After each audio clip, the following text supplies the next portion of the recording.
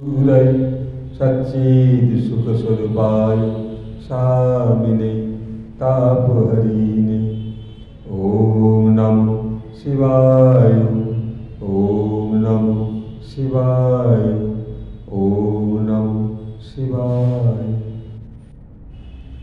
आज আমরা শ্রবণ করব শ্রীমদ্ ভাগবত গীতার উপরে গীতা ভাবনা।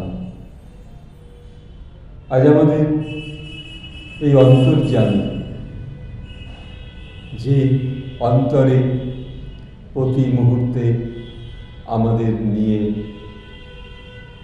প্রতি সময় তিনি সেই সাহারা দিচ্ছেন, সেই প্রভু স্বয়ং শ্রীকৃষ্ণের যে আমরা একজন অতি সাধারণ সেবক পূজক, যে আমরা তার যে সেবক, সেই অনুভূতি সেই ভাবনা আমাদের এই গীতা জ্ঞান দান করে।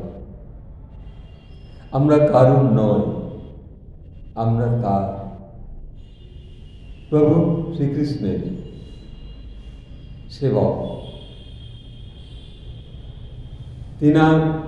তিন অপেক্ষা আমাদের আরও অতি সহিষ্ণু হতে হবে, সেই তো আমাদের পরিচয়। দাসানুদাস সেই ভগবান শ্রীকৃষ্ণের চরণ আমরা স্মরণ করছি, আভূমিলণ্ডিত প্রণামে তাকে প্রণাম করছি। হে প্রভু,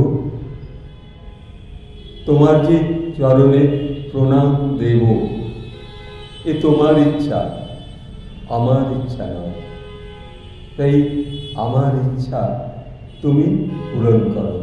তা সেই ভাবনায় আজকে গীতার জ্ঞানে বলছেন যে ভগবান শ্রীকৃষ্ণ বলছেন, কি অপূর্ব জ্ঞান যোগী, যে বহু জন্ম মোদের যে অতীত হেথায় তুমি ভুলিলেও আমি জানি সর্বদা।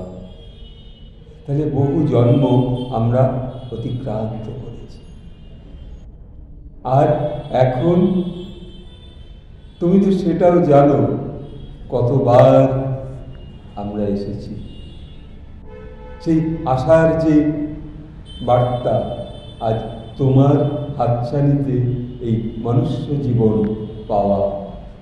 যখন আমরা মায়ের গর্ভে ছিলাম, তখন কিন্তু সকল মানুষই, যখন সে পরিপূর্ণ হয়ে গেছে 10 মাস 10 দিন, তখন সে প্রার্থনা করছে, প্রভু আমাকে মুক্তি দাও, আমি এবার আর এখানে থাকতে পারছি না, আমাকে প্রাণ দান দিয়ে তুমি আমাকে লালন পালন করো।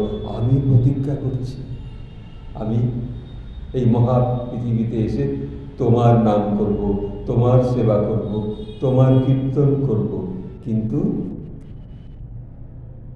আমরা কতজন পারি? কোটিতে গুটি মাত্র 2-1 জন পারি তোমার স্মৃতি বহন করে সেই প্রতিজ্ঞা করেছিলাম। আবার সকলেই কেউ কেউ ভুলে গিয়েও মনে পড়ে আমার তো করা হলো না। তা সেখানে বলছেন, জন্ম মৃত্যুহীন আমি সর্বভূতেশ্বর, নিজ মায়া বলে ধরি এই কলেবর। তাহলে এই যে দেহ কলেবর, ওই দেহ কলেবর কার? এই মায়ার শরীর, এ তো তোমার। যখনই ধর্মের গ্লানি অধর্ম প্রভাবে, তখনই ধরিয়া দেহ আসি ভবে। দেখুন, এই দেহ ধারণ করে তিনি এসেছেন আপনার মধ্যে, আমার মধ্যে।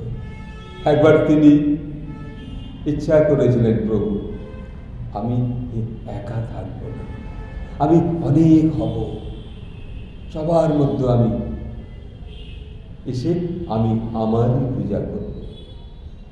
তা তিনি সেই এই যারা কয়েকজন যারা শ্রবণ করছেন তাদের অন্তরে কিন্তু সেই প্রভু বিরাজ করছেন। আবার যিনি বক্তা তিনিও তাই। যারা এই আলোচনার যে পরিবেশ তৈরি, যে দিনক্ষণ ঠিক করেছে, তারাও কিন্তু তাই এখানে ভগবান নিজে বলছেন, সাধুরে করিতে ত্রাণ, পাপের নাশিতে, ধর্মের স্থাপন লাগি আসি ধরণীতে। এই ধরণীতে আমি এসেছি। দেখবেন আমাদেরই মধ্যে কোনো একটি লোক ভীষণ ভালো, সে তার ইনকামের অর্থ দিয়ে সে অপরকে চালানোর কথা ভাবে। এরকম লোক বহু আছে। বহু জায়গায় দেখবেন কেউ কেউ হয়তো যেখানে নরনারায়ণ সেবা হবে সেখানে বলল, আচ্ছা আমি চালটা দেব। একজন এসে বলল, দাদা আপনি চালটা দিচ্ছেন, এ তো মক্ষম কাজ, আমি ডালটা দেব। দেখুন, এই চাল দিল একজন, ডাল দিল একজন, এইভাবে যে ভরপুর নরনারায়ণের সেবা। তাই তিনি বলছেন, সেখানেও কিন্তু আমি আসি। দিব্য জন্ম কর্ম মোর যে জানিতে পারে, দেহান্তর নাহি তার পায় সে আমার। সে আমাকে পায়, তার দেহান্তর হবার আগেই সে আমাকে পায়। আমি তার পথে। তাই বলছে, ভয় ক্রোধ শূন্য যার মম পরায়ণ, আমাকেই একনিষ্ঠ সার্থক সেজন। যার মন প্রাণ আমাতে, হয়তো সেবা করতে বসছে, বলছে জয় শ্রী রাধা গোবিন্দ, প্রভু আজ তোমার যে দান, এইটুকু সেবা আজ তুমি আমাকে করাচ্ছ। দেখো দেখো কি সুন্দর, এতটুকু ভাত, পায়েসান্ন, তারপর কত কি ব্যঞ্জন আমি সেবা করছি, এই তোমার দেহ কিন্তু ভক্ষণ করছে। আমি তো আত্মা, আমি খাচ্ছি করি, এ তো আমার মধ্যে সেই তুমি। তার ক্ষুধা, তার কৃপা, তার ইচ্ছায় শরীরটা সুস্থ আছে। ডাক্তার, সবার চেয়ে তো বড় ডাক্তার তুমি। তাই বলছেন, যে আমারে ভজনা করে, সেই এইভাবে তার বাঞ্ছা পূর্ণ করে। এই মহাভাবে, তাহলে তার বাঞ্ছা পূরণ করে তিনি এই মহাভাবে। তিনি সেই বাঞ্ছা কল্পতরু। তাই না বৈষ্ণবরা বলে, বাঞ্ছা কল্পতরু বাশ্চ কৃপা সিন্ধু এবচ প্রতিতানন পবনেভ্য বৈষ্ণবেভ্য নমো নমঃ। তিনি সেই বাঞ্ছা কল্পতরু। এভাবে নিষ্কামীগণ আমাকেই পায়, সকাম জনে পার্থ কাম পূর্ণ হয়। তাহলে এভাবে আমাকে সে পায়। কে? যে আমাকে আরাধনা করে, যে আমাকে একটু তুলসী পাতা দেয়, যে আমাকে একটু গঙ্গা জল দান করে, যে আমাকে একটু নকুল দানার মতো একটু কিছু দেয়, সে আমাকে পায়। আমি সেবা করি, কখনো তার অলক্ষ্যে সে দেখতে পাইনি, কিন্তু আমি সেবা করি। কখনো পিপীলিকার রূপ ধরে, কখনো বা অন্য কোনো ক্ষুদ্র প্রাণী রূপে আসি তার কাছে, সে তো আমায় চেনে না, কিন্তু আমি ভক্ষণ করি।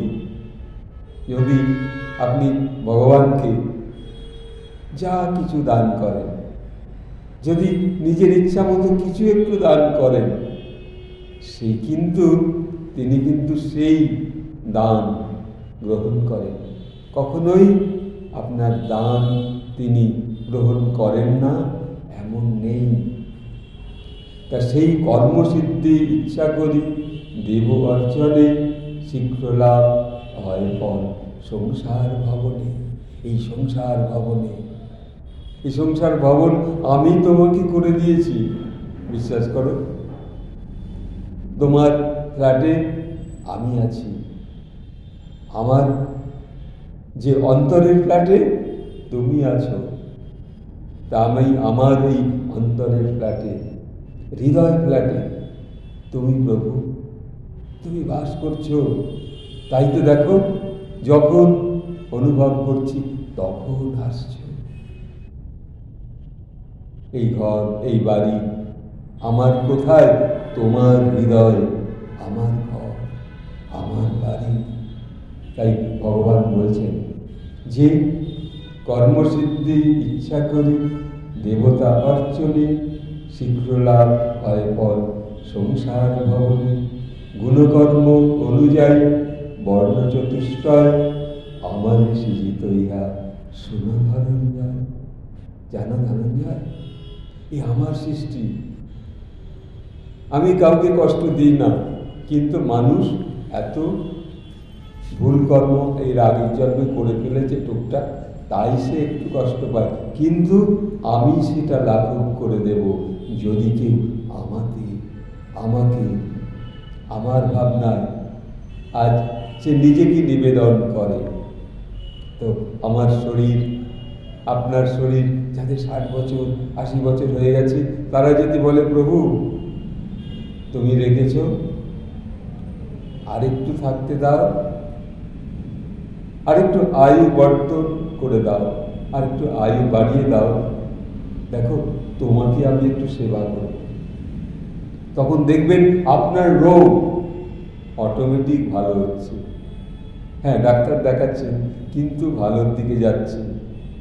আপনি মনেতে খুব আনন্দ পাচ্ছেন, শুয়ে শুয়ে বুকের উপরে হাত দিয়ে ঘুমাচ্ছেন।